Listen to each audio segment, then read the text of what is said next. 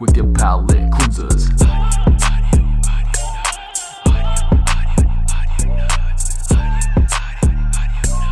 Show me what you got.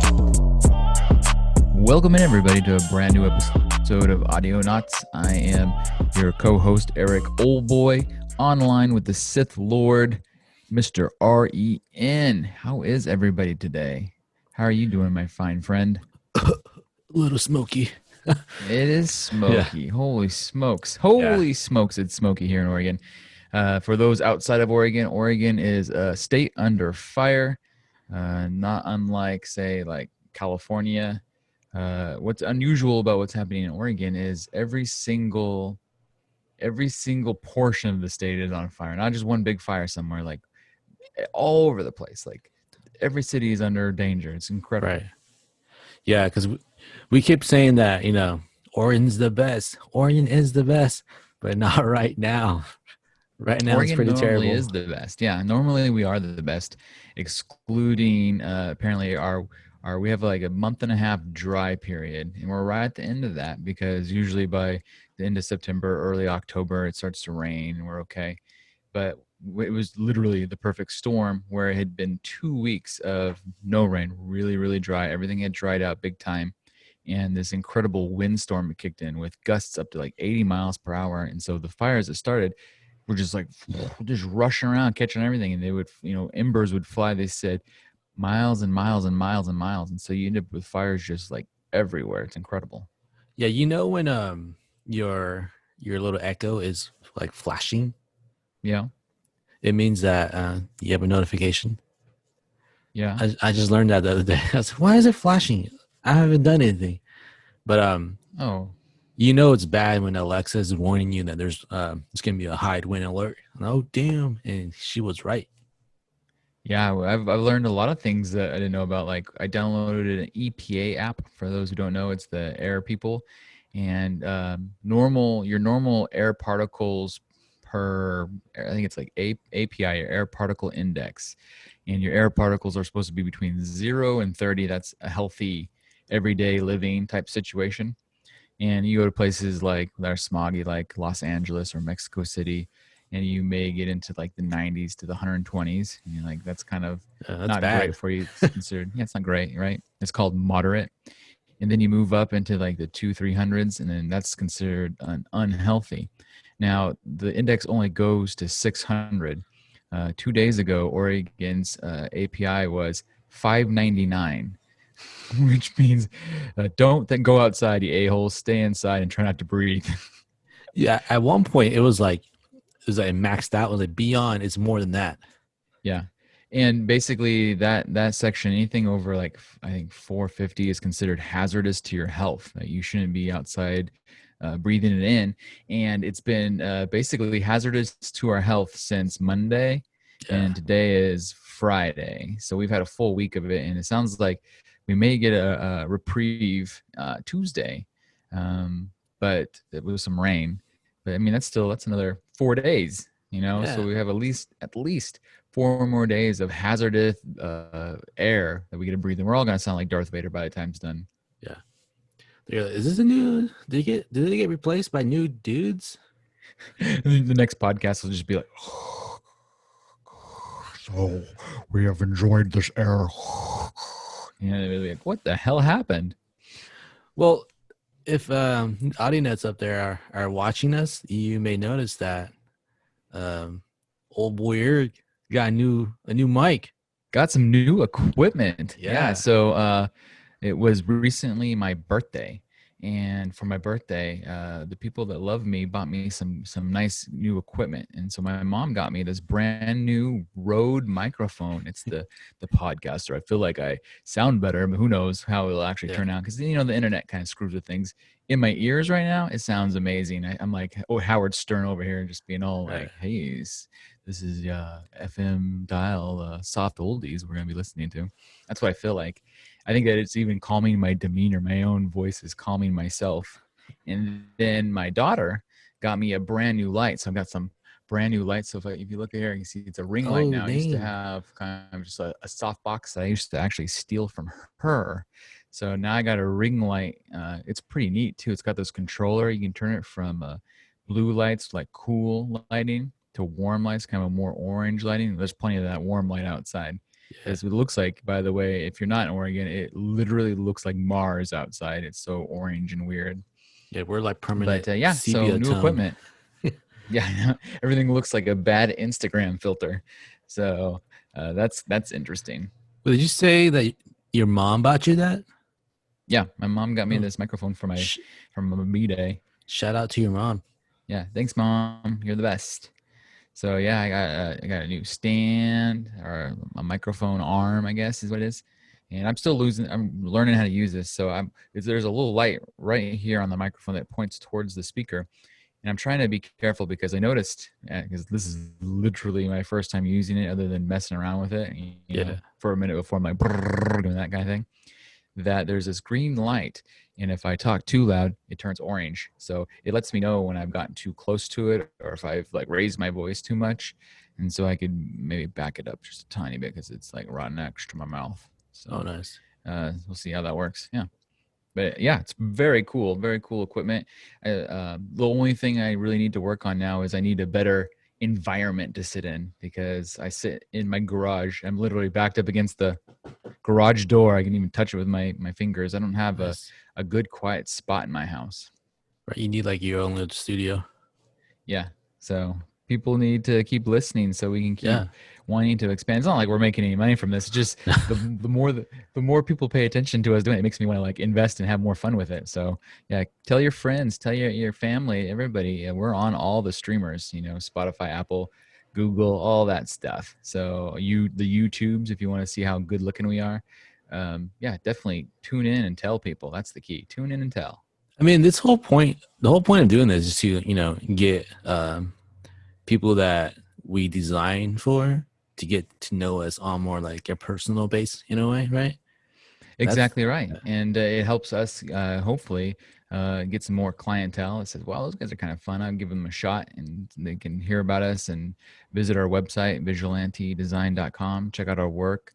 And yeah, if you want, we'll happily like help push your item, you know, on the podcast. In fact, I've got one we can talk about.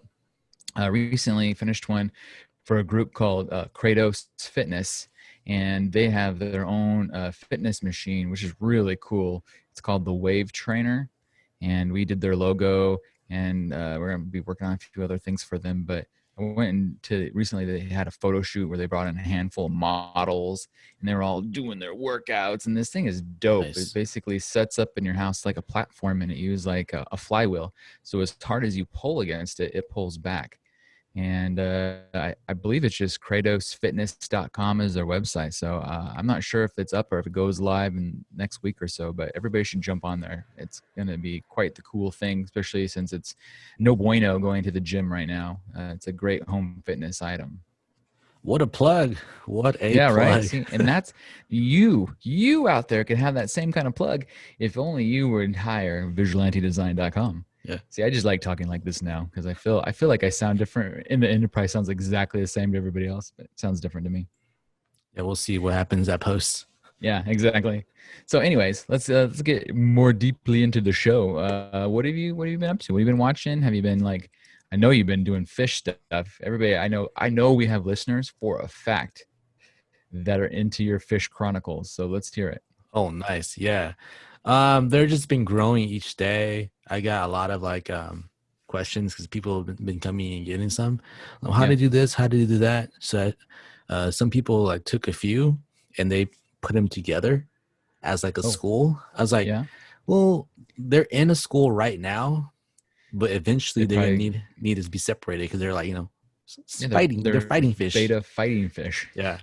So right now they're all happy. But then once they get bigger, you need to separate them because then one day you might wake up and be like, hey, where's all my fish? You only see one. They turn into like little ninjas at a certain point and start killing each other. Yeah. Yeah, I have a few local people that came over, you know, wanting to get one only. But after seeing my my tank, they're like, I think I need to get like 3 more. So it happens, yeah. That's awesome. How many fish do you think you have left? Over 100?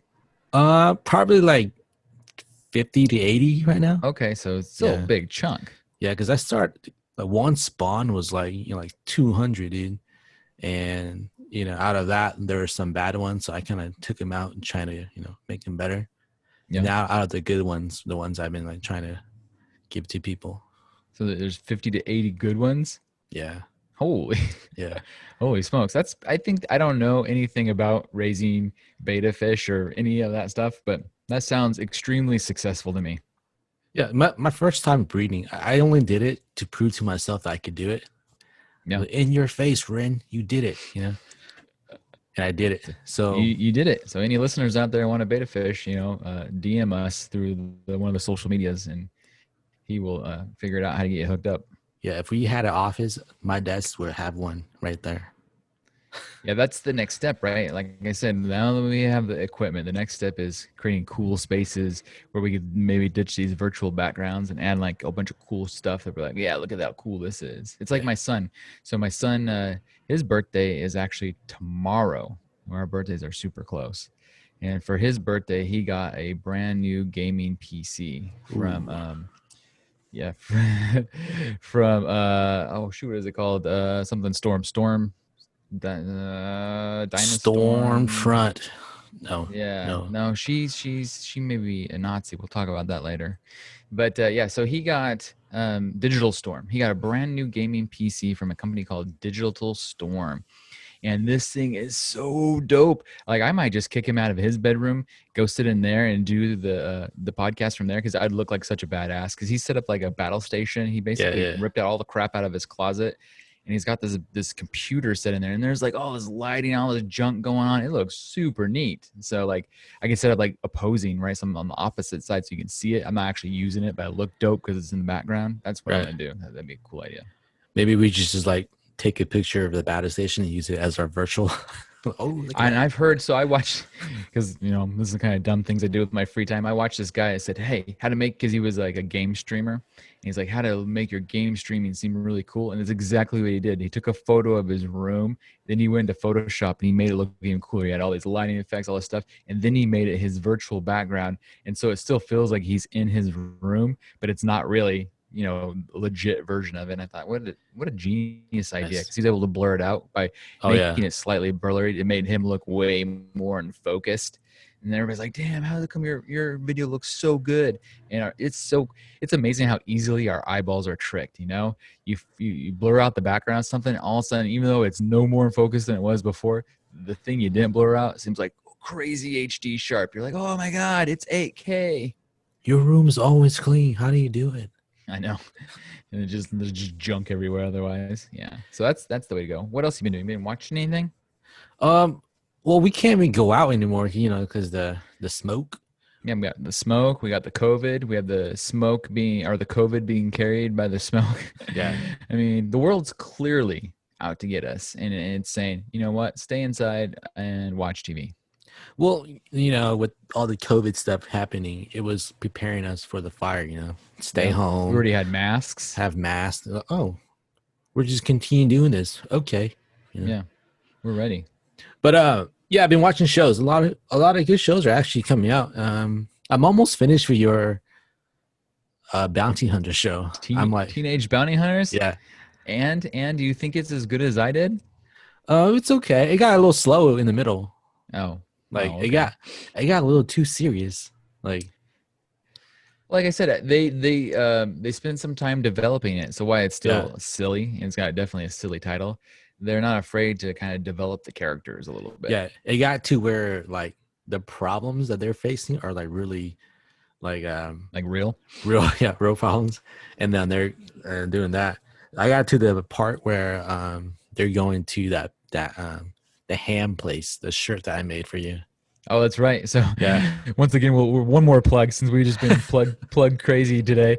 Our T Publix, wherever he puts them on the thing, make sure to click on both. Ren and I made, because from Teenage Bounty Hunters, at one point they end up visiting a really gross looking like rib place. It's some sort of barbecue joint. Yeah, and it's called Hobo's Ham.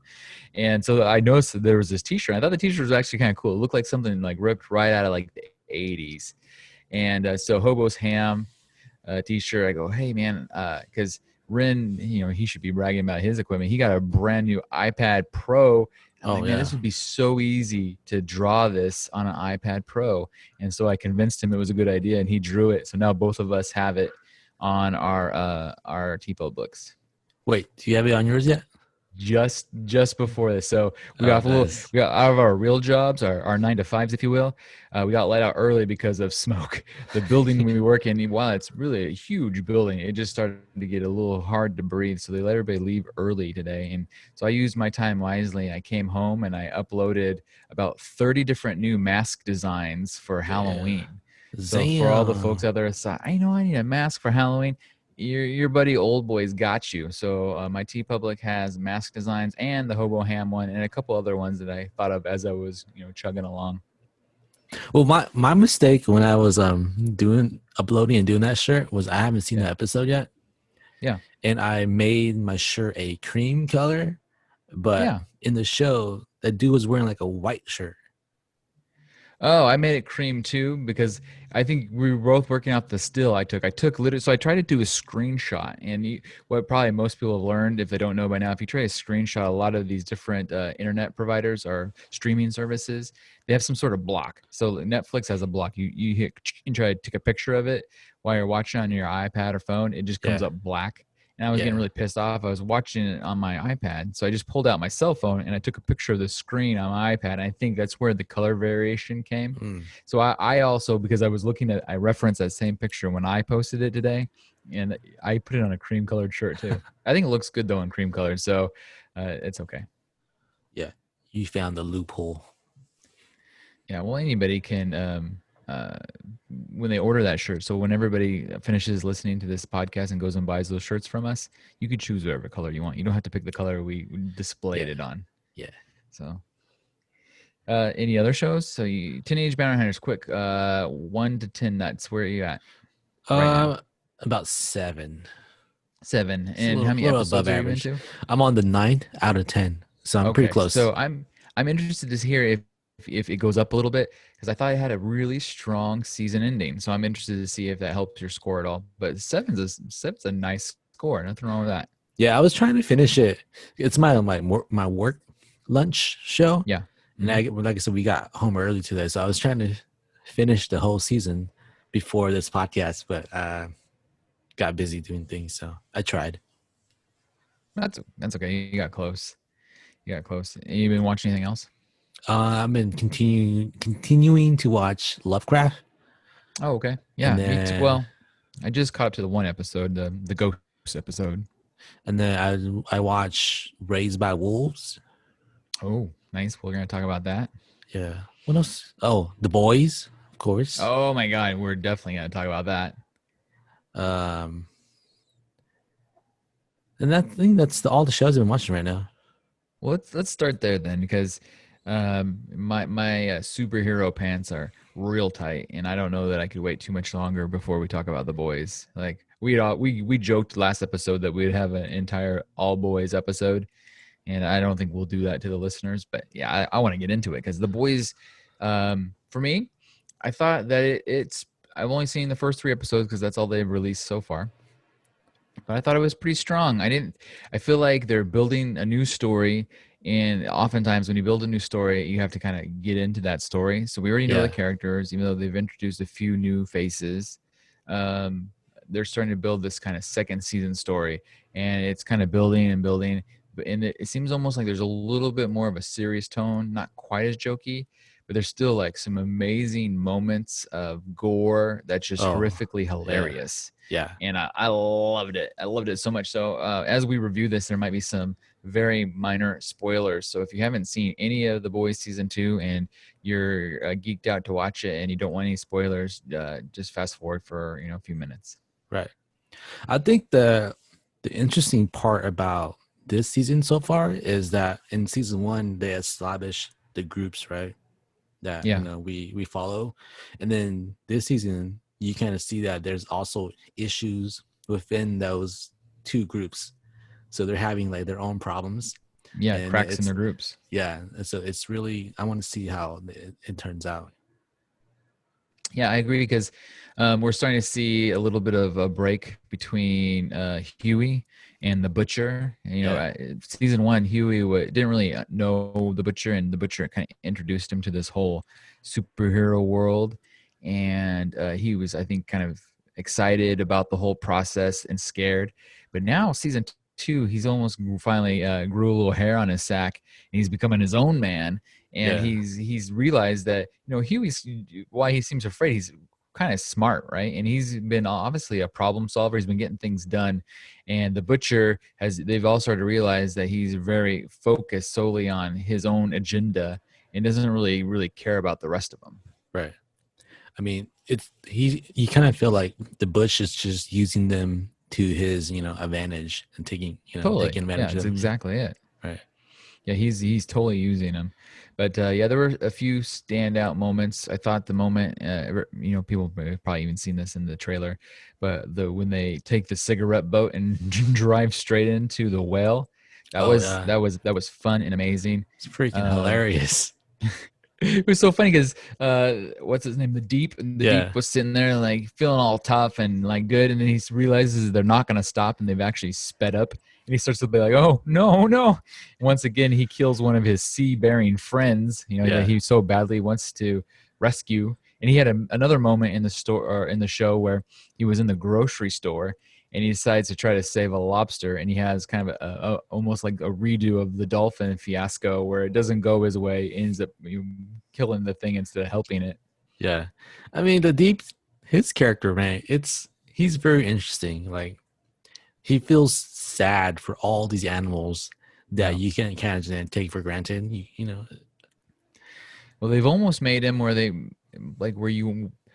written him this season and at the end of last season where you're almost supposed to feel sorry for him because they've Right made him almost sort of likable, but they had him do such a horrendous act at the in beginning. Yeah, episode one, yeah, the very yeah, beginning, and it's like I can't shake it. It's like we still know what he did to Starlight, and it's just like he's kind of a douchebag, and it's kind of hard to let that go, even though like I can feel why he's been lesser than. He's kind of like the shitty superhero compared to the rest of them. Of the seven, he's like the dorkiest one, and so he's got like almost like that little brother syndrome where he just wants to be as good as the rest of them, but he can't. yeah. I mean, even like this episode, like episode 2 or 3, Starlight Yeah, still confronts him. Like she hasn't shaken it off, like us, the nor viewers. should she. Yeah. Yeah, So it's yeah, like kind of like, and then I keep saying that the show is only as good as its villain. yeah. And man, I love Homelander, dude. That guy is so cool. Homelander is so cool because um, he's both he makes these jokes, but he also makes you hate him Yeah, so much. yeah, And you're like, as a viewer, because we're looking at him and we're saying, well, how did they ever gonna defeat this guy? He doesn't seem to, that we know of just yet, to have any vulnerabilities. They tried to give us the fact that, well, at least superheroes have people that they care about. And Homelander last season, we thought he cared about the director of the Seven, but it turned out he yeah. didn't even care about her. He killed her himself. Right. And so maybe it'll end up being his new superhero son that he cares about. But trying to find Homelander's weakness is going to be a real trick. Yeah. Like, man, is I hate him so much that I respect him. Yeah, no, I agree. And the best part is they've introduced a new character called Stormfront. And Yeah. Stormfront is actually played by an actress I really like. Her name is Aya Cash. And Aya Cash, for those who may have ever watched the FXX TV show You're the Worst, was the star of that show. And if you've never seen it, by the way, You're the Worst is a fantastic, funny show. It is on Hulu. So I would highly recommend, if you like how she acts in this show, to watch You're the Worst. It's a great show on Hulu, and it's Yes. got full series all the way through. But yeah, so Aya Cash plays Stormfront, and Stormfront, you think at first she just has that kind of that whole girl power thing, but then you start to realize as the 3 episodes chug along that she's just as evil as Homelander, maybe even worse. Yeah, you can almost see that she's not afraid of Homelander. Not in the slightest. Yeah, because you see that Homelander thinks he's, like God level, and Right. yet Stormfront's like, I'm afraid of you. Like, how powerful is she? Like, Well, here, you want to hear some fun facts? Everybody's going to love this. So I do a little research. oh, nice. A co-worker of us turned me on to how amazing the Reddits are. Like, I always knew Reddit was good, but I've never really dug into it. And these Reddit fools, they put some time into these theories. Yeah, dude. So this Reddit user Endless Morpheus, which is a great name, good job, guy. What a plug. Yeah, right. Free plug, buddy. Yeah. He suggested that Stormfront was actually born sometime in the 40s. He had some theories behind how he knew, because we've noticed from most of them that they don't seem to age, right? So there's no reason to think that she's only recently been born at any certain time. So Vought himself was a Nazi scientist before he came to America. Yeah. And so he suggests that Stormfront is actually the very first superhero that Vought put his serum in, the compound V, that he used it on her back in Nazi Germany. And so that she actually is, in fact, a Nazi that's come from the very beginning. And so she actually may be just as powerful, if not more powerful, than Homelander himself. He goes on. I mean, this guy wrote a freaking book on all the reasoning, which, like I said, a lot of it's really good. But he says it's possible that Stormfront was one of the first soups to be injected with Vought's compound V, a manufactured substance that gives them their powers. After all, Stan Edgar made it clear that Frederick had conducted human experiments under the Nazi regime before leaving for the U.S. Right. The information all but confirms Vought's intentions for Compound V. The company's push for the Seven as part of the military implies that their intentions to build a superpowered army with perhaps Stormfront as the new leader. So, I mean, there's interesting stuff. So are they gonna build it to where the Butch's like, all right, Homelander, let's team up this one time, We have a greater enemy. Yeah, he maybe, because Homelander is clearly Mr. America, or at least in his mind.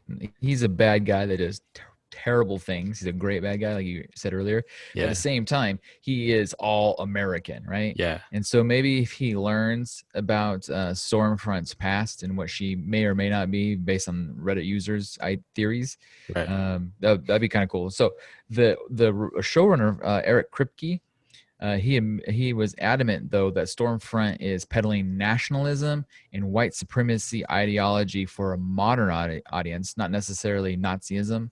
But I think that all comes together. It's all the same anymore, right? So I think that this guy's onto something. I think your theory of the possible team up with the good guys with Homelander would be a really good twist to go against this new maybe super villain.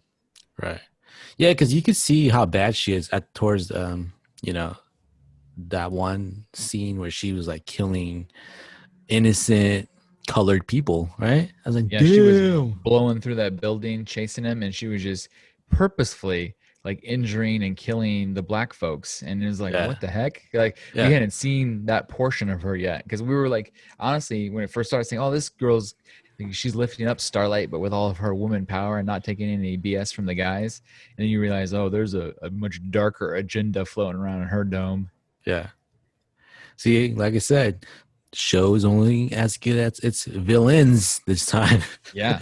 So that's our review on The Boys. So if I'm giving it a 1 to 10 on the first 3 episodes of season 3, it's not, I wouldn't consider it slow. I would consider it building into something, because I love the show so much. I'd give it a solid 8.5. I'm gonna go 8.5, but I'm assuming it'll get to that 10 by the end of the season. Oh yeah, I'm just 10 all the way, dude. You're already 10. Yeah, I love it. So if you're not watching The Boys yet, you need to get in on it. Don't wait. But while we're on Amazon Prime, I've got some news. Remember the other day, last podcast, we were talking about Kate McKinnon joining the Joe Exotic Tiger King series. Well, originally I had read that this was being produced by CBS Studios, so I just assumed it was going to be a CBS show. Well, on the that's Peacock? not the case at all. Yeah, no, Peacock is NBC. Oh, shoot. You're confusing. Yeah. CBS is just CBS. They're the ones that have the CBS streaming with like Big Brother and Survivor and all that garbage. But they're producing this Joe Exotic show. However, they're producing it for Amazon Prime, which is really cool, which means there could be more swear words. It could be a little bit more dirty. But you had said, and I remember this quite well, you were like, man, is Nick Cage still going to be Tiger King? We'd heard rumors that Nick Cage was going to be the Tiger King, Joe Exotic himself. And I'm like, well, it hasn't been confirmed. It hasn't been confirmed. Well, guess what? Confirmed. It's been confirmed. Oh, let's go. Yeah. So anybody who hasn't heard, Nick Cage is in fact going to be Joe Exotic, the Tiger King, alongside Kate McKinnon, who's playing what's her face, the Tiger Lady, Carol Baskin. Carol freaking Baskins. So yeah, something to look forward to on Amazon Prime. Remember when we were like, is she gonna dress up like a tiger and do that dance or something tigery? And then turns out she is.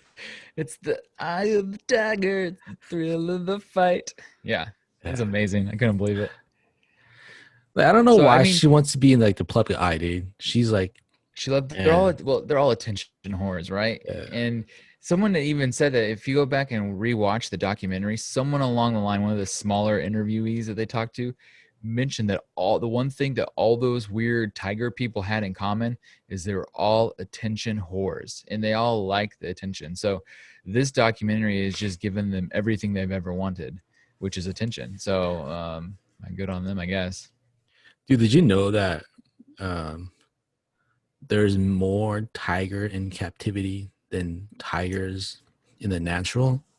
I know, it's horrible. And the most tiger in one place is in Texas. So Texas has the most tigers than anywhere in the world. Yeah. God damn, that's terrible. That's sad facts. Heard that on the sports channel. The more you know. Yeah. So yeah, that's all I had for Amazon Prime. Over on Hulu, I wanted to give a quick review because we talked about wanting to see it. It was on one of our earlier podcasts, the TV show Woke. Yeah. So it finally came out, and I watched only the first episode so far, but it stars Lamore Morris, who is the Winston from New Girl. You finally got his name. And I know. I did it. I had to look it up. I have it written down from me. And so it's really pretty good. I actually really enjoyed the first episode. The basic idea is Winston plays Keith Knight, and Keith Knight is actually based on a real person named Keith Knight. Keith Knight is a cartoonist in real life. So this is semi-based on him. Obviously, the more fictional parts of it are made up, clearly. But so Keith Knight writes or draws a cartoon called The K Chronicles, which is a kind of a political satire. Well, in this version, Keith Knight, played by Winston, he's a young black man. He's loving life. His friends are mostly white, other than one black friend. All of his fans are white fans, and he's never really had any kind of bad prejudice happen to him. And so he's kind of always like, it doesn't, he doesn't think it's real almost. He's a black guy that doesn't really believe in black prejudice. Right. And it's kind of interesting, right? Because I'm sure there are people out there who are like, if you haven't had it happen, why not? And he has this traumatic event happen where he gets mistaken on the street for a mugger, and these cops come and beat his ass, and he's not the guy. Right. And his mind just it unscrews the bolts, and he becomes completely frazzled and different, doesn't understand like how this can happen. And then all of a sudden he's like, I can't believe I've been ignoring this because it's never happened to me before, which is a really good message for all of us. Because how many people, I could name 50 people in my real life that don't understand it because it's never happened to them. Because I've said it to my kids 1,000 times, empathy is not an easy skill. And so I get it. And so he has this event happen to him, and all of a sudden his whole mode of thinking changes. And he goes from just being this guy that makes these cute little cartoons to being like a real serious kind of like black power guy. And because his brain's kind of frazzled by the whole thing, though, and he's an illustrator that draws these kind of funny cartoons. In the show, it's called Toast and Butter is the name of his cartoon or his comic strip that he draws. And so he starts seeing eyeballs and mouths on everything. and it starts talking to him. So like right after it happens, he goes into a mini mart looking for some water, and he walks past these 40-ounce bottles of beer, and they start talking to him, and they all have like funny voices of like famous comedians, and they're like, hey, they start telling him stuff, and then his pen starts talking to him, and then so he keeps like seeing inanimate objects come to life and talk to him. And it gets really funny as the show progresses, and he starts to kind of like change his attitude about the world and the environment he's living in, and it's just it's smart, and it's funny. Yeah, he's getting woke. Yeah, exactly. It lives up to the name. So I've only seen a single episode, but I would say that Woke is a solid eight nuts. It's it's a decent show. Everybody should give it at least a try and see if it's for them or not. But I liked it, and I honestly though I really like Lamorne Morris. He's a good actor with a weird name that I always call Winston otherwise, because that's who he is for me forever. Doesn't the show have that curly hair dude from Workaholics? It does, and I don't remember his real name. So yeah, the curly-haired stoner guy from Workaholics. Blake, yeah. Is that's his real name in real life too, huh? I think that was his name on Workaholics and in real life. So Blake. Just like Adam. That's his real name all too. Their names. All their names are their real names on Workaholics. I think their last names had been changed just barely, but their first names were all real. But yeah, he's in it. He plays one of Keith's two roommates. Okay. And so it's funny because the Blake character, he goes, I've invented something, guys. I need you. House meeting. I want to show you what I've invented. And they're like, what is it? He goes, what does everybody like? And they're like, what does everybody like? Energy drinks. He goes, what if you could have a white powdered energy drink from the coca plant anytime you want? And he pulls up this big bag of white powder, and they're like, bro, that's cocaine. Like, no, it's an energy drink. You just mix it in your drink, and you drink it, and energy, and it's like clearly cocaine, because he's like just wired out of his head. It's so funny. So he went from Workaholics playing a pothead stoner, and he's like a total cokehead in this show. It's really, really amusing. Typecast. So yeah, that's my review of Woke on Hulu. Is that jumping over? Oh, go ahead. Is that a weekly show, or is that all of it out? I think it's weekly. I think Hulu does the weekly bit. So there might be more than one episode out though right now. Man, they gotta stop doing that weekly stuff, man. Just give it to us. Well, I know, but I've seen a lot of people complain about that kind of thing. But it's clearly a marketing tactic to get you to talk about it for more than 1 week, so you don't just binge it all and forget about it. It's funny how like I'm always talking about how I want to binge that show, but when it comes to it, my wife's always making fun of me. You can only watch 2 episodes and you get too tired. Like, damn it, I'm gold. Can't binge anymore. Same here. I can only watch a couple episodes of stuff before I get too tired too. Yeah. Jumping over to HBO Max, I thought we could give our review of Raised by Wolves. That's a brand new show on HBO. And by the way, it's only on HBO Max for those of you who have just HBO, because HBO Max is still a bunch of ass clowns, douche canoes, and you can only get it on limited streaming devices. You can't get it on Roku, and you can't get it on Amazon Fire yet. Yeah, but I have the HBO. The HBO app is on the Roku, and so I watched a lot of my HBO programs because you can use the same login. But that show was not on HBO. I had to like plug in my iPad to the TV so I could watch it. So just FYI. So you're saying that even though it's an HBO show, you can't view all HBO show on HBO? Correct. It's an HBO. So as confusing as it is, it's an HBO Max show, which means you can only watch it through the HBO Max app. Whereas you can watch all the HBO shows through the HBO Max app as well. So it doesn't go both ways. So HBO Max definitely gets you more content. Unfortunately, the HBO Max app is not available on the Roku or Amazon Fire. Damn it, HBO. God damn it, HBO. It's a money thing. They're fighting over money. Yeah. Anyways, Raised by Wolves.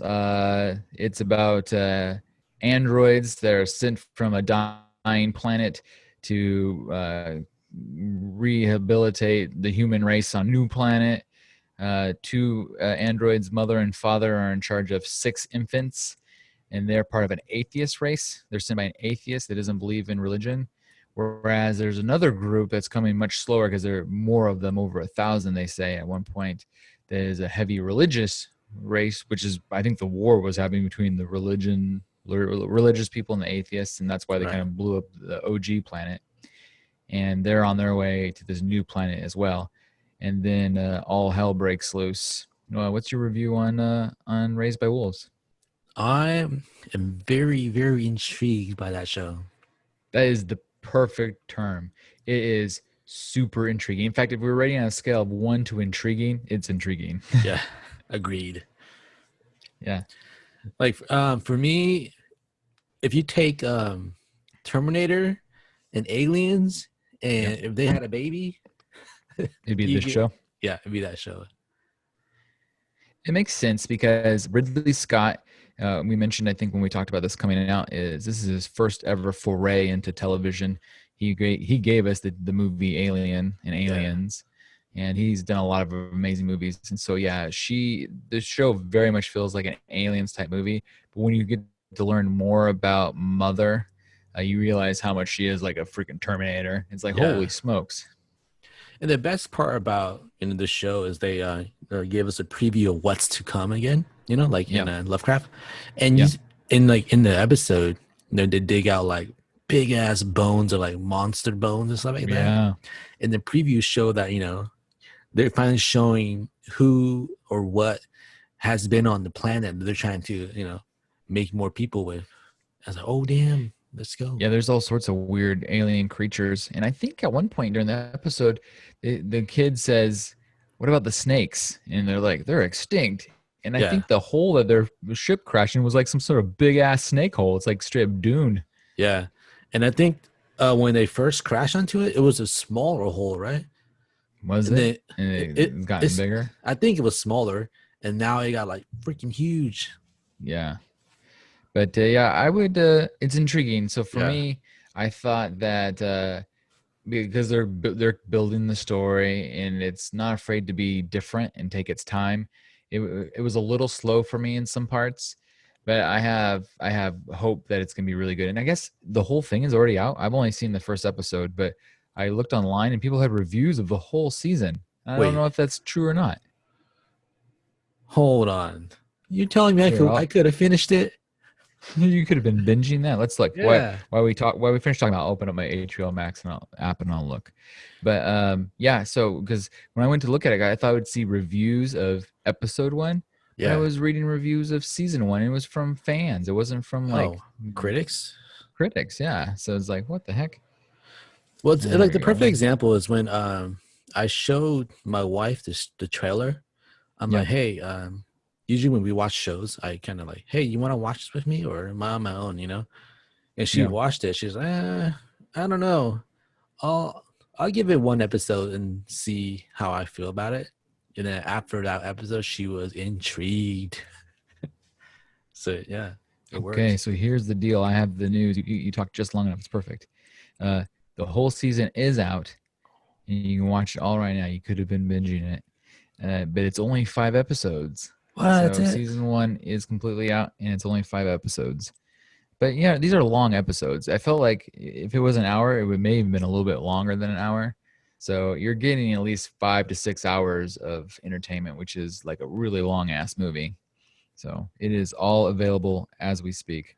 If I was going to give it a review or a rating on just the first episode, it's definitely intriguing. I think that was the perfect term. I found it more interesting than a lot of things I've seen recently. I wouldn't necessarily call it smart, but it's got a lot of ideas. It looks visually amazing. The special effects are top notch. Right. I'd give it a solid 8. I'd go with an 8. And it could go anywhere from there.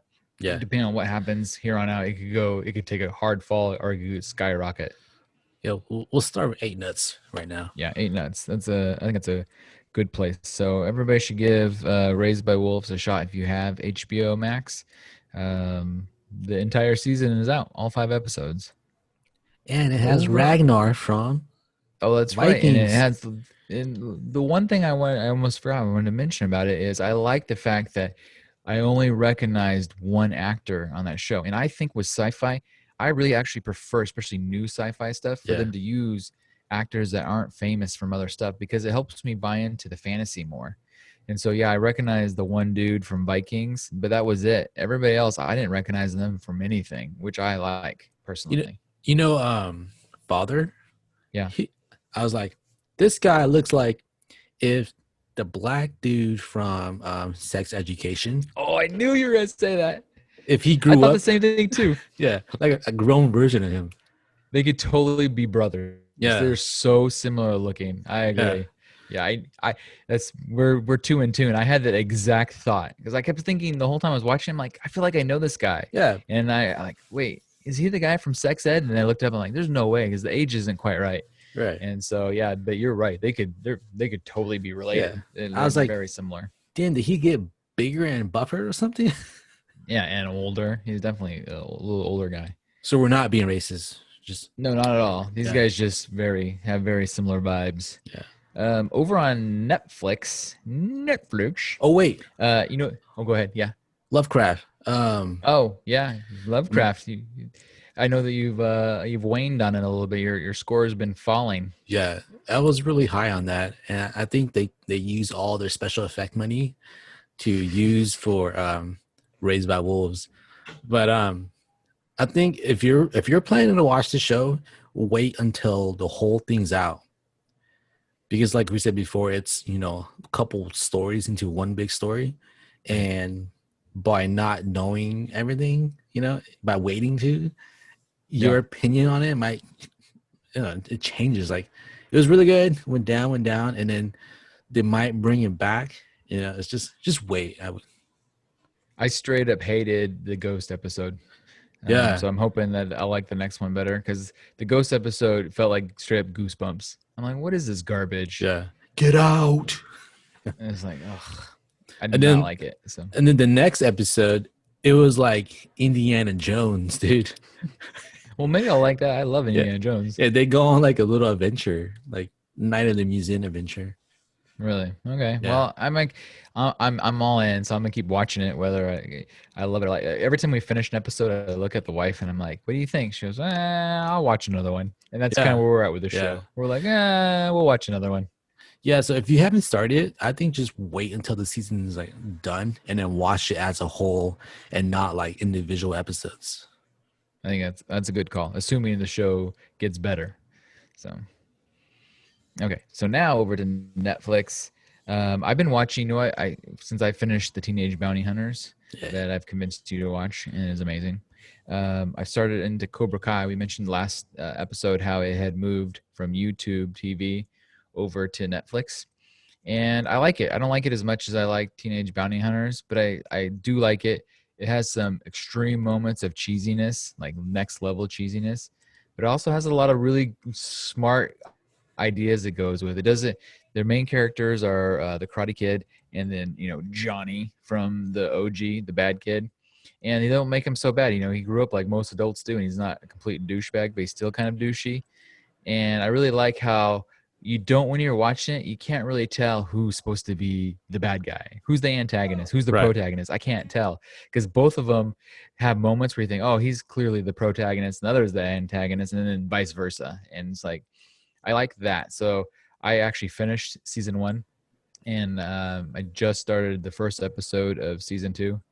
I watched a whole bunch of episodes today while I was uploading mask designs. But if you like karate, I would recommend this show. If you like the OG Karate Kid, or if you just like kind of feel good karate fighting 80s style teenage movies, because it's still, even though it's set in current time, the Johnny character is still like, he's one of those dudes that's stuck in the 80s with his butt rock and his old Camaro and all this stuff. And there's some really good moments. Man, you finished season 1? Yeah, I did. Yep. And like I said, I like it. I would give it a solid 6.5. So it's better than middle of the road, but I can see where a lot of people probably wouldn't be as into it, but I like it. So it's been entertaining me. Yeah, I wonder why YouTube stopped producing it. I don't know. Maybe it wasn't getting the ratings, or it must have got good enough ratings. Otherwise, Netflix wouldn't have picked it up. Maybe it was just too costly. I don't know. Yeah. But what's surprising is the Johnny. I remember Johnny from the movie. It didn't seem like he was that good of an actor, but now as an adult, he's the better actor. He's way better than Ralph Macchio's Karate Kid. So nice.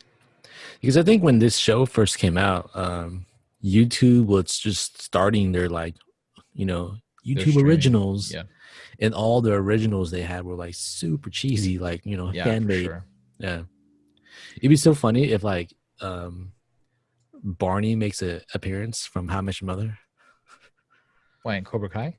Yeah, Why? because in the last season of How I Met Your Mother, Yeah. he was Ralph Macchio was his +1 to the wedding or something like that. I don't remember that. That's amazing. And they kept referencing like Karate Kid the whole time. That's pretty funny. That is actually really funny. So yeah, Cobra Kai. If you're into the Karate Kid, you might like it. If you're not, you may not like it. But I like it. Netflix, as we've mentioned before, is continually putting out more and more content. So they have a few that are both under the Netflix category and the Tasty Trailer category. But they've got a brand new Adam Sandler movie. I'm assuming it's part of his package that he signed with them. Right. This movie looks dorky as hell. It's probably gonna be dumb as all get out, but it's giving me Waterboy vibes, like hardcore.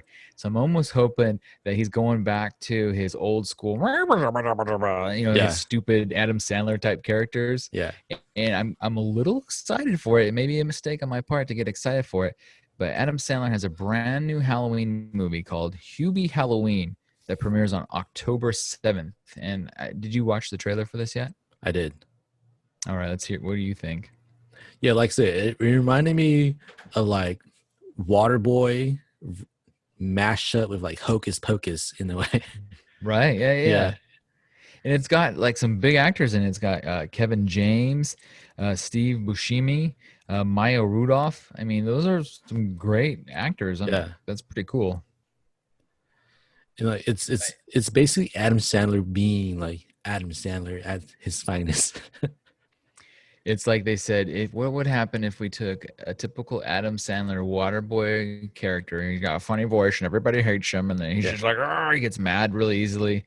And we made him go crazy on Halloween, but nobody believes it because he's always seems to be like the neighborhood complainer. Right. And so nobody's buying into the fact that he's stumbled onto, I think Steve Buscemi looks like he's some sort of demon or possessed or something. And so one bit that kind of got me was he has like a thermos that he's connected up to his arm because he's like in love with his thermos.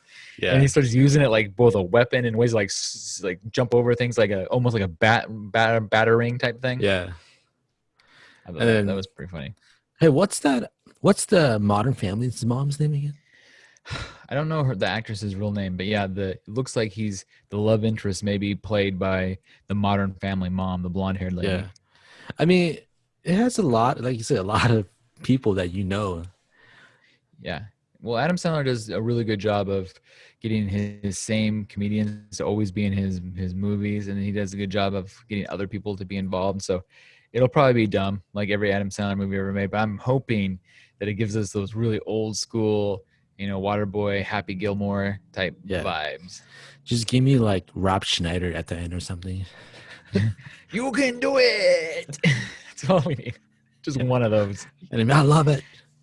I'll be so disappointed. So they should, what they should do, because it's Halloween, they should have Rob Schneider dressed up like some sort of stranger, like 11. He should be 11, just walk around like in like a nightgown and a box of Egos in his hand, but like, you can do it. It's like Adam Sandler's fighting off Steve Buscemi. It's like if they don't work that bit into there somehow. And then Buscemi could be like smoking a joint while doing that too or something. It'd be so good. So good. Also on Netflix, more content. They've hired a comedian, Catherine Ryan, who's pretty funny, to play a part in a brand new show called The Duchess. And The Duchess it looks like she's moved to like London. She's an American living in London, and she's decided to have a second baby. She has one baby and she wants a little kid, and she wants to have a second baby with maybe her ex or somebody. She just decided for some reason she wants one, but she's a real like doesn't give an S about anything type person, dealing with all these kind of posh British people, and it looks kind of amusing. Did you happen to see that trailer? I did. I watched it. Does that one look like it would be you or your wife's speed? Mostly my wife's speed. I don't know. Like I'm feeling like because that comedian, I've seen some of her stand up and she's really dirty. And I feel like that she's going to bring in almost that character of like the kind of over the top, dirty American, living in this posh British world with her kid that she just lets do whatever, and she like treats her child as if she's an equal, which is always kind of a funny bit in itself. So I'm semi interested in The Duchess, and it comes out today. That actually debuts today. So by the time everybody listens to this podcast, and if they're interested, they could go watch The Duchess and see if it's any good. Maybe if I watch any episodes and it turns out to be decent, I'll give a review next episode. Wait, it's like a season series? I think so. I thought it was like a movie for some reason. Oh, well, it could be. Yeah. How many times have I thought one of these things is a TV show and it's a movie? Oh, yeah. So, man, I know it comes out today. It's a TV show and or movie. So I don't know for sure, but keep us posted. Yeah, I'll have to let you know. Over on Disney Plus, I'm super excited to hear your review of Mulan. Oh, because I've heard your reviews offline. Yeah, I want to hear your online review. Because you told me that I should wait till it's free in December, but I wanted to hear more details because I also saw you tell everybody on Facebook that it was the most amazing thing ever and they should fight you. So, I'm interested to hear what's the story.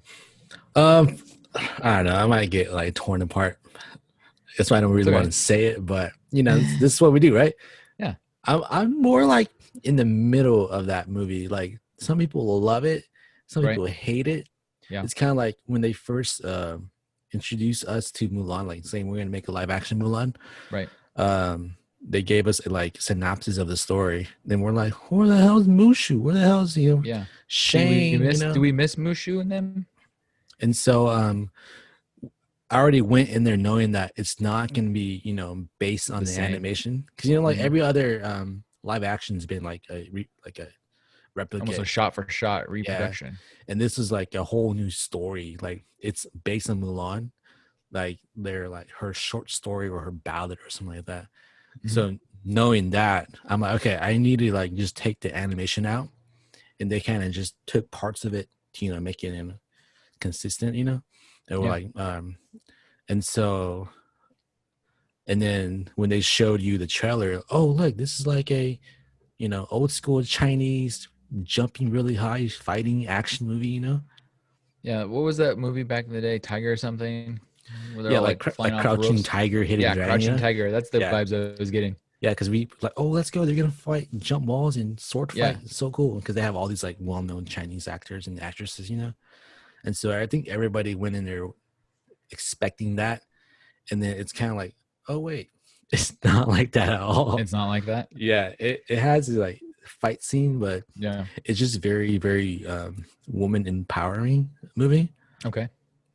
So if you watch it like very like you watch it for what it is and just really shallow, the movie is kind of like right. But if you watch it as a whole, like and the metaphors and how women struggle and all that stuff, it's actually really, really powerful. A lot of moments in there, like for example, there's one moment where she's like doing all her chi stuff, like, oh look, she's so like unique and her own and different. And her dad like smiles and her dad's proud, right? But then he's so afraid of people looking down on him for looking up on his daughter that he has to like, you need to tone yourself down and know your role as a woman. That way I could like save my face and look good amongst the people, sort of thing, and like for example in my culture it's very similar to my culture too, like a lot of elders are like that, like we need to do good so my reputation will be good amongst the people, sort of thing. So like a lot of metaphors and stuff like that, but if you're just watching it for what it is, it's kind of like over the head. So what would your final review be on a scale of 1 to 10? It's probably like 6 for me. So a 6 for the overall movie. What would your scale be on humor? Is there any humor like the cartoon? Oh no, dude! Like the cartoon was way funny. They took all the humor out. Okay. Yeah. On a scale of action, what would your review be solely based on action? Action is more like a 4. Okay, but your scale on woman empowerment and like a good story would be? Yeah, that's like an 8. Okay, all right. Yeah, I think I'm getting an idea of what it is now. Yeah, it's just like a lot of complaints about the movie. It's a lot of dudes complaining because they're like, "There's Jet Li in there. There's Donnie Yen. Where's all the fight? We want like Right. old school Chinese sword fighting, stuff like that." But then Right. But they're that's like, not the kind of movie it's meant to be. yeah, and they're like, those side characters, they're useless. Why are they there? They don't develop them. They're there for what their purpose is. And this is a Mulan story, and this is about how a woman is grows up and be That's what's throwing them off, because how many movies and TV shows that we watch where the women are just there to provide stuff for the main male character to move forward. They don't, Yeah. give us any extra content. And so when Yeah. it's the opposing or the opposite way, people are like, "What the heck? I don't Yeah, understand." yeah. So that's I like us being like I guess art majors or whatever. We kind of like Mhm. see it differently. And, Yeah. and don't get me wrong, the movie is shot like really, really like cinematography is really good too. Yeah, I mean that's the one thing I could see from the trailer is it looks beautiful. Yeah, so like the people that hate it are just nitpicking the actual like the really shallow nitpicking, like they can't speak English correctly, stuff like that. No, Like lame. come on, like that what dude, she's Chinese speaking of, Yeah. Well, maybe it's really a matter of managing your expectations and what you think the movie's going to be to go in based on how well you're going to like it or not like it. Yeah, like people are still saying, "Where's Mushu?" It's like, dude, you We've should known for a know. long time. Yeah, Yeah. that there's no Mushu. You have to. Why are you still complaining after you watch the movie? But Right. like we said before, if you hate it, if you love it, in the end, who wins? Disney wins. They already got you to see it. Like, Yeah. I'm curious. I should have looked up before we talked because I'm curious how much money they've made on the VOD portion of it so far, because I have no idea. oh, what's cool? It's I IG actor in that movie, Mm-hmm. and then he like replied to me. I was like, "Oh shit, Really? verified everything. Let's go." Nice. Yeah, There you go. You're famous. yeah. I know somebody famous now. Pretty cool. That's awesome. But yeah, that's my hot take. It's nice. Good review. I like it. Yeah. So also on Disney Plus, I only had one other thing. The brand new some new news broke about the Obi-Wan Kenobi series, and they verified that it is in fact happening for all of our Star Wars bros out there. By the way, I'm working on a Star Wars bro, a sounder that we're gonna play, which would be something like bro. But I'm gonna make it way cool. Just wait. But anyways, the Obi-Wan Kenobi is going to be a limited series. They said between 10 and 12 episodes, and that's it. There's not going to be a season 2. They're not planning it to be anything more than those few episodes, and it's going to tell the whole story and fill in the gaps that they want to fill in. And hopefully, though, it will maybe open roads to some other characters getting their own limited series, because I think that's kind of a cool idea. So they're doing like a Watchmen sort of thing. This is it. One season. This is it. That's all you get. But at least we know ahead of time, so you're not like crying about it. Like, I want more Obi-Wan. Yeah. No, there's gonna be people complaining like Mushu. Spoiler alert: Obi-Wan gets chopped in half by Darth Vader. Okay, moving on. No. I know. I only had one other quick TV tidbit before we take a quick break. I don't know if you ever watched the TV show Mom. It stars Anna Faris, former wife of Chris Pratt. She just all of a sudden randomly quit the TV show Mom, and she's Mom. She's the mom on Mom. And so, but they've already, before she quit, they'd re-signed the show up for 2 more seasons. So they're just beginning to shoot season 8, and she quit 4 days before production started. I guess she's having some maybe emotional issues on the side, whatever. But so the TV show Mom will no longer star Anna Faris. They're just going to continue with the other women they've kind of featured on it. That show's still pretty funny. I actually watch it with my wife, and it's still pretty funny. Wait, there's 8 seasons of that? Yeah, this season will be the 8th season, and they've already signed it up for a 9th season, assuming they still follow through with that 9th season now that Anna Faris has quit. Because Allison Janney is the mom of the mom, and she's honestly the funniest one. So as long as she's still on it, I think people will still watch it. And Jamie Lee Presley's on it, so they've got some good actresses. There's gonna be like Mom is also known as Grandma. It'll make a sequel and just call it Grandma. Well, the Yeah. funniest thing about this show is we've been watching it from the beginning, and it started off with the Anna Faris character is a single mom with 2 kids, and then her drunken mom, who's horrible to her when she was a kid, randomly shows back up again. But as the seasons progressed, they got rid of the kids, and the kids have been gone forever. Like they Really? just wrote them off the show. Yeah, the show is called Mom, but their kids aren't even on the show anymore. They haven't been for seasons. And they made it into more like the 4 ladies just kind of hanging out because they started to build like friends through their different AA group over time, and that's what the show could have been called AA and would have made more sense. So. Wait, are the kids like kids? Well, so there was an older daughter that they had graduate high school and move out and like do her own thing. So that's how they wrote her out. The son was like 12, and they had him move in with his dad, and they just never talked about him again. This is the weirdest thing. So crazy. Worst mom. It should be called Worst Mom. Maybe that's the problem with it. But the show is still kind of funny. Even so, they've for how many weird changes, like the premise of the show has changed drastically from season to season. They managed to keep it kind of funny. And then it's gonna change again, huh? Yeah, and then they're changing it again. So on the flip side of the break, we're gonna do a couple tasty trailers. The big Dune trailer came out. I want to kind of talk about that. Got a new TV show on AMC, and then Vince Vaughn is getting into the horror films. We're gonna hit on that, and then I've only got a few news jacuzzi stories. Jelly Belly is running a Willy Wonka style contest that we all should be entering. We have to talk about the new Xbox, and then let me ask you this: would you love to see a new RoboCop movie? What if it didn't star RoboCop? Would you still be interested? And last but not least, I have some amazing Thor news that's gonna like make your Marvel pants extremely tight. So we will see you on the flip side. Need affordable graphic design? VisualAntiDesign.com should be your first stop. High quality work at low prices. Perfect for every need from corporate to personal. Visit VisualAntiDesign.com now and request your free quote. And for a limited time, mention Audionots for 10% off your first project.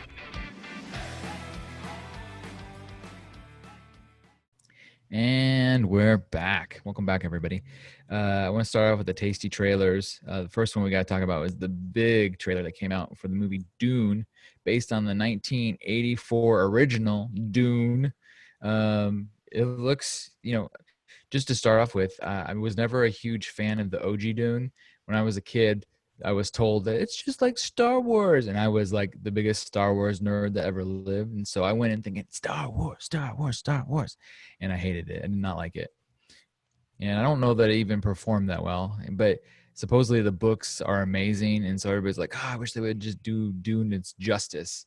And so I wasn't real all that excited about this trailer until I saw it, and the trailer looks really good. What are your thoughts, Ren? Dune. Nice. It was a really good trailer. Unlike you, I have no knowledge of Dune because I guess I'm a little younger, or Yeah, how you're a little bit younger.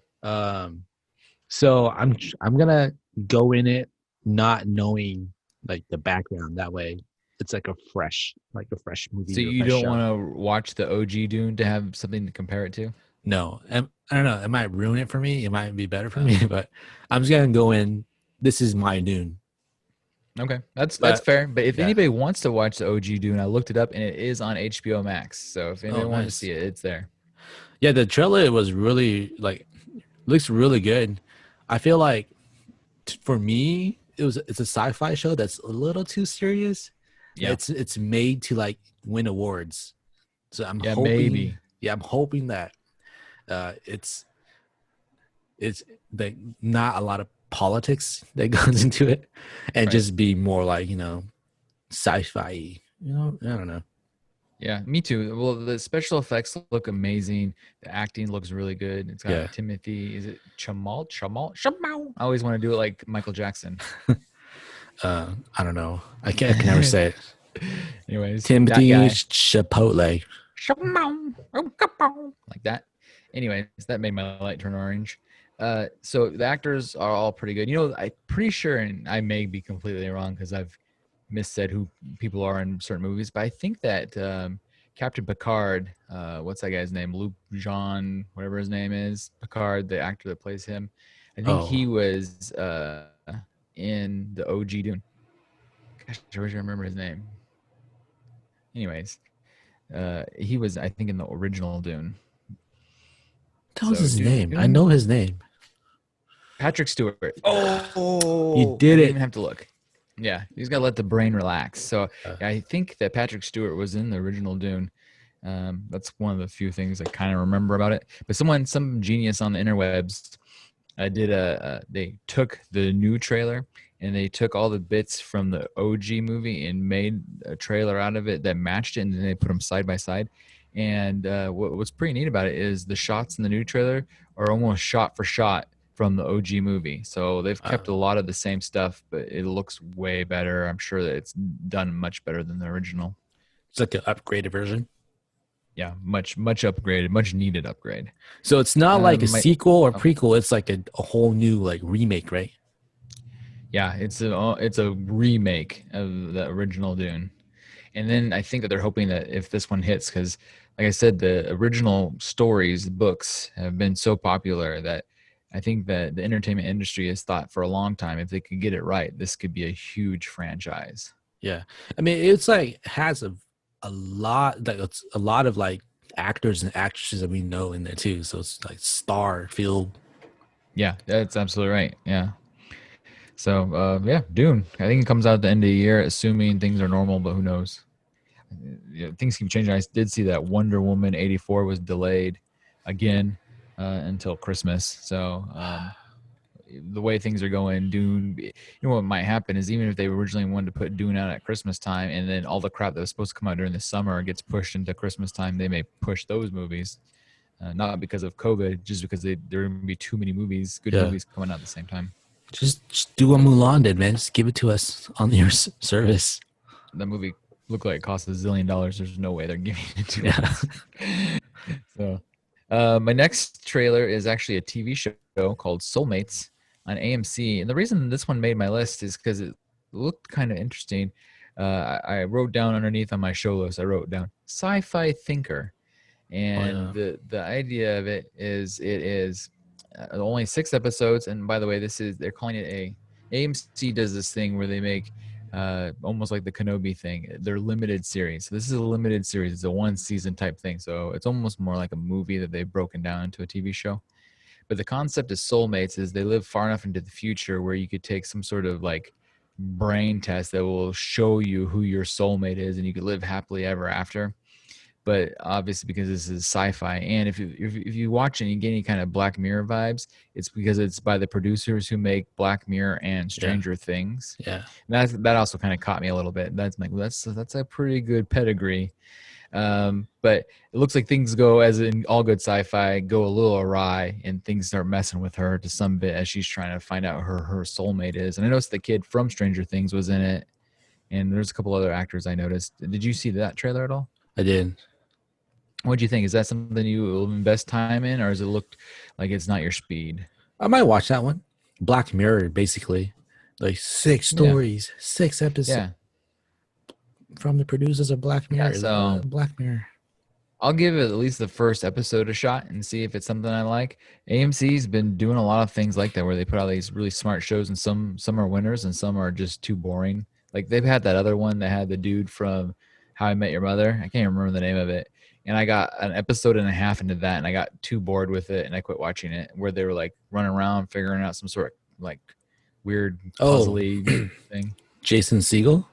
Yeah, the Jason Segel one. Did you ever watch that? No.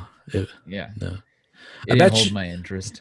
Yeah, I bet you that show is gonna be it's gonna be like a virtual thing where they scan you, and then you live yourself in like a virtual thing that's perfect. And then somehow she's like a glitch to where she could like actually like, wait, this is not real, sort of thing. She's gonna straight up Matrix it. Yeah. I like that idea. So I'm interested to see how I'm interested to give at least one episode. Yeah. So that's Soulmates on AMC, and that premieres October 5th. And then my last tasty trailer, I'm not ashamed. No, I'm ashamed. I'm not ashamed. No, I'm ashamed. I'm a little ashamed to admit that I want to see this movie. It's brought to us by is it called Blumhouse or Bloomhouse? I've always called it Bloomhouse because that sounds right to me. But when you look at the spelling, it's Bulm. There's no E. So is it Blumhouse or Bloomhouse? Do you know? I've always called Blumhouse too.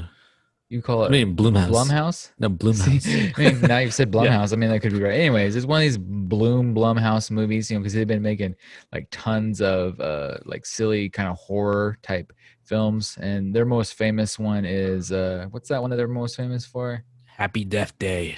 Happy Death Day 1 and 2. Oh yeah. Which was stupidly amazing. I liked it. Yeah. I'm not afraid to admit I like Happy Death Day. It wasn't that bad. Yeah, so their newest movie is called Freaky, and Freaky stars Vince Vaughn, which is a big name, so that's kind of cool. It comes out November 13th in theaters, supposedly, but Freaky is almost like the name suggests. It's like a Freaky Friday. Yeah. So they've taken the concept of Freaky Friday where, people change bodies, the good old body change type shows, but this time, in quite an amusing thought that I never would have even considered, there's this serial strangler killer guy, Vince Vaughn, who's running around killing high schoolers like all good 1980s horror movies. But something happens when he catches this high school girl and goes to kill her. They end up switching bodies, and the girl ends up inside of him, and he ends up inside the girl. So he goes as her, and everybody still thinks she's her, and he starts killing people as her, and she has to try to convince everybody that she's not the strangler guy. Yeah. And the concept looks really kind of fun, and they have like, you only see a bit of it, but they have this sassy gay guy that's super hilarious. That doesn't want any part of being part of this like horror movie that I thought was really funny. So I'm down for Freaky. I'm down to get freaky. Yeah. He's like, I'm gay. And the other one's like, I'm black. We're going to be the first to die. But they're like the main characters. It's the one thing that they do really well with these movies is they're very aware of how stupid the concept is, and they play with it. And I'm always been a fan of that. Like, if you're going to take a done concept, own it. Like, really own what it is. And so I'm kind of down to watch Freaky. Plus, it's got Vince Vaughn in it, and Vince Vaughn's awesome. Vince Vaughn as a teenage girl. And then you see him playing like, no, it's me, guys, and it's Vince Vaughn trying to kind of. He starts doing like this raw thing. Remember our cheerleader thing? He's doing it. It was so funny. I've never so everybody jump Vaughn. out, and then you need to watch the Freaky trailer at the very minimum. Decide if you're going to waste time on this thing. I'm just disappointed that it's going to be in theaters. I thought for sure it's going to be on like a Netflix or something. Or on Hulu. Hulu has a deal with Blumhouse, whatever the hell they're called. Yeah. So it probably will be sooner than later in today's day and age with a movie like that.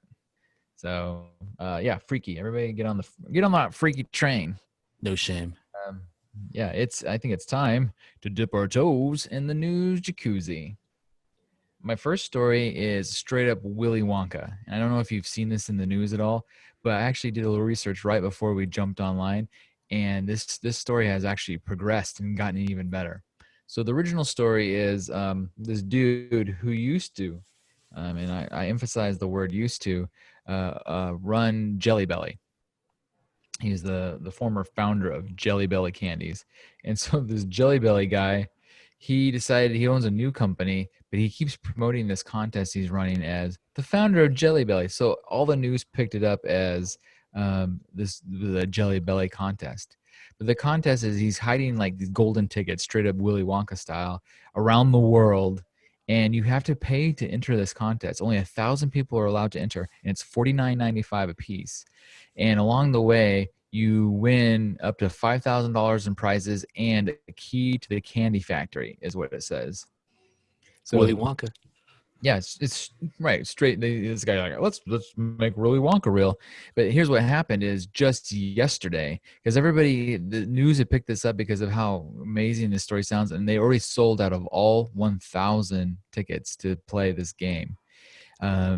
That everybody thought they were going to win it to get to own a Jelly Belly factory. Well, Jelly Belly, the corporation, Jelly Belly Incorporated, came out today and said, "Hey, man, this guy doesn't work for us. We own the name Jelly Belly.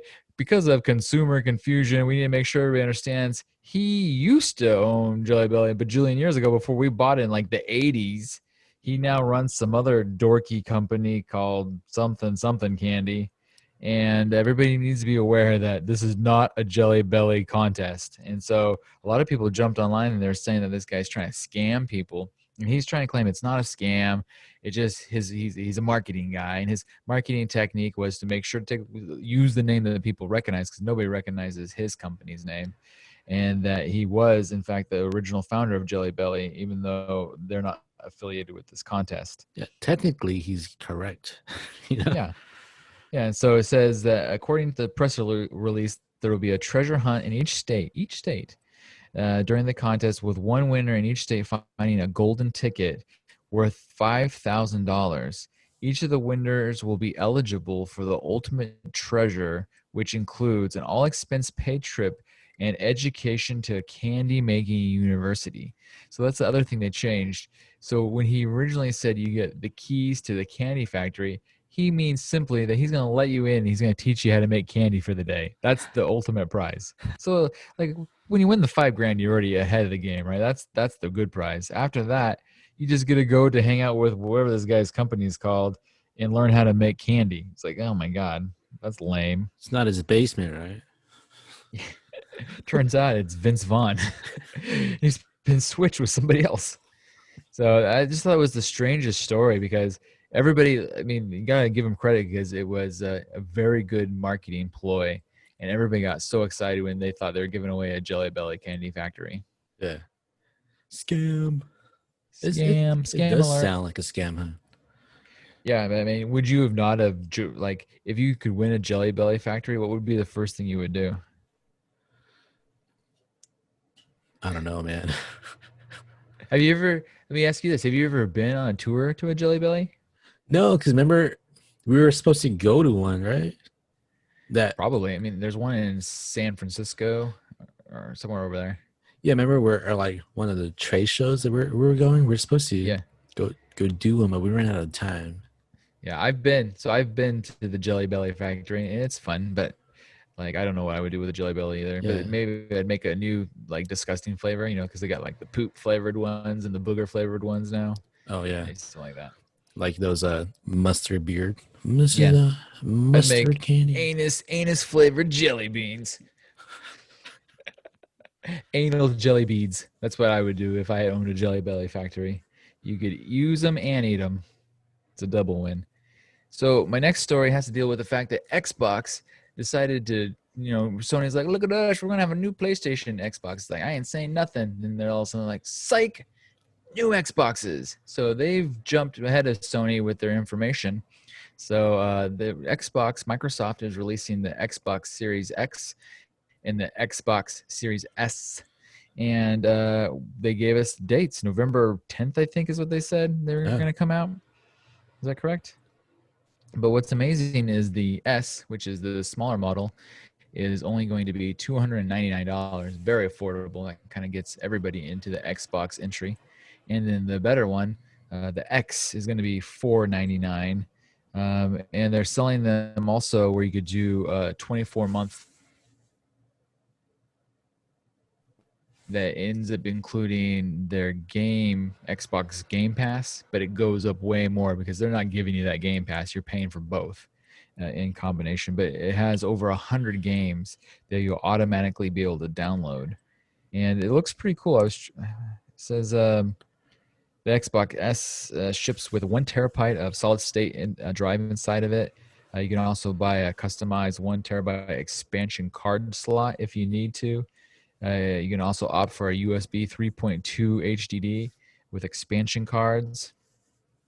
I mean, these things they're basically PCs. Like when you look at them, they look like PCs. They're building them like PCs. And like I said at the beginning of the podcast, my son just recently got a gaming PC, and this is what it is. They're moving the gaming PC and the at-home console are merging as we speak.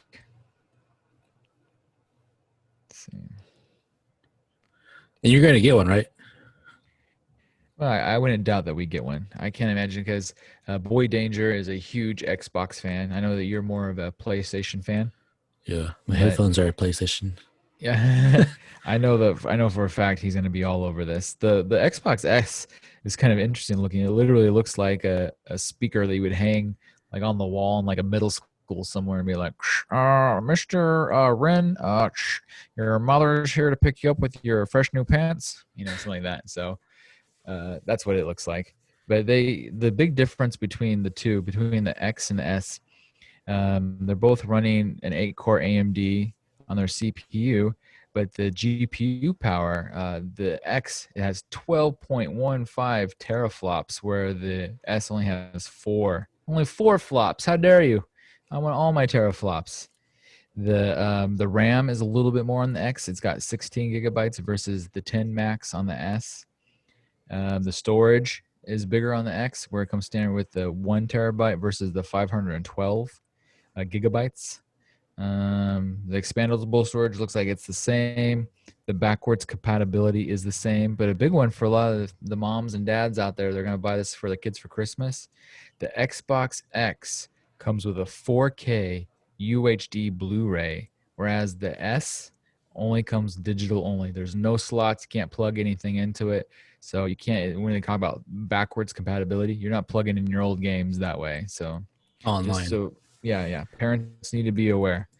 Otherwise, they're fairly similar. They'll probably both work good at first, but I've always been a man of get the best one because it'll last longer. It may cost you a little bit more up front, but it'll definitely last longer in the world of video games.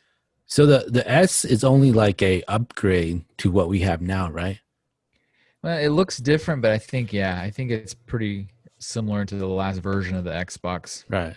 Because it's not like a completely new console like the X is. Yeah. Like I said, if you're going to invest in that kind of money, $499 is actually very affordable for a brand new video game console. Excuse me. Because, I mean, they were talking early in the thing that the PlayStation could be up to $799, but there's no way they can do that now. Yeah. And that's when the gamers like you are really going to win, because I know you're, like we said, you're more of a PS5, PlayStation guy. Yeah. There's no way they can come in at that $799 price. So you're going to get that $499. Wouldn't it shock me in the slightest if in the next couple of days we get hot PlayStation news that says it's going to be $498?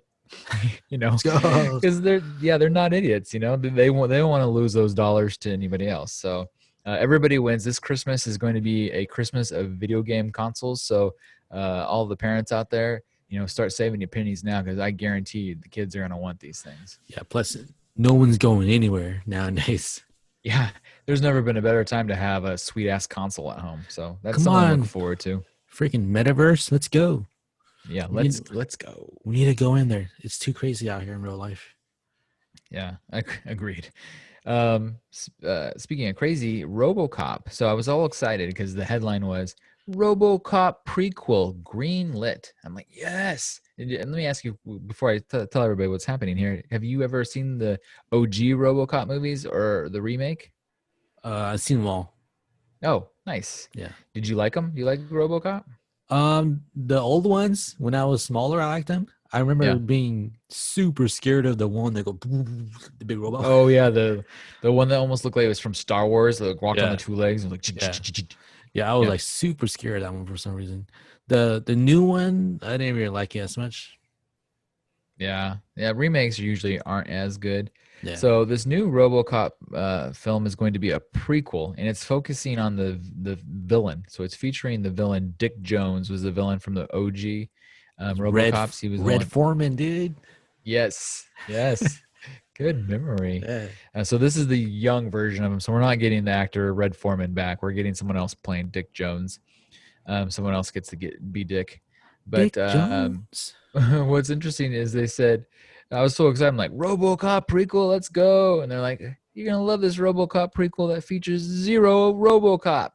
So because it's a prequel, it's pre-RoboCop. Because you got to remember the first RoboCop movie was like, what happens if we take this cool like robot technology we have now and stick inside of a shot-up police officer, and then we get RoboCop, Instead, we're going to get Dick Jones at the beginning of his career starting to build his like military robot army that he was trying to do. So I don't know. I'm not sure if this is something I'm going to get excited about, but it is coming. Who's asking for this? That's the real question. Who wants to see this movie? Who's sitting there saying, you know what we need? We need more of the RoboCop franchise, but less of the RoboCop. Yeah. So is it gonna be a villain movie? I guess. And do they still call it RoboCop? Do they use the word RoboCop if there's no RoboCop? Is it just called Robo because it's a prequel? Just call it Dick. Dick. Robo Dick. Oh my God, that'd probably sell. Yeah. Robo Dick, and it could feature the auto blow or something. Yeah. That would be the one thing that could defeat it and pull out all of its power. Yeah, in the very end, they like Voltron together to become like the robot massager or something. So funny. Okay. Moving on to my final story. My final story is a real good news story, the kind of thing that's going to make your Marvel pants tight. Thor, Chris Hemsworth, has said today, breaking news. Oh. No, by the time you guys hear it, it won't be breaking anymore. That's the problem with an unlive podcast. It would have been breaking if you're listening right now. Chris Hemsworth has come out and said that Thor Love and Thunder is not his last attempt to be, or his last time being Thor, that he is excited to play Thor a few more times past that. So we're going to get Thor still. You know, a lot of these Avenger guys, they're all like Robert Downey Jr. He's like, I'm done. And I think maybe even Captain America. He's like Chris. Which Chris is it again that plays Captain America? Chris He wants to say Pine. Is that right? Evans. Chris Evans, I think, is done. So it's excited that Thor, who's one of the OG Avengers, he's still sticking around. Well, because people love him. Who doesn't love him? But everybody who didn't love Robert Downey Jr. as Iron Man? Oh, everybody. He's like the greatest. Yeah. Well, so that doesn't mean that the actor doesn't love doing it. To be fair, maybe Chris Hemsworth's like, I want to continue being Thor because there's only one good Thor. So the other two doesn't count. So this is like his first debut of Thor. That way he has like 2-3 more, and it's okay. I like that. That's a good theory. So what you're saying is he as an actor realized that the first 2 Thor movies were hot trash, and that it wasn't until Taika Waititi took over with Ragnarok that it got good. So he's realized, I really like this version of Thor because it's more funny. He gets to show his comedic chops. Right.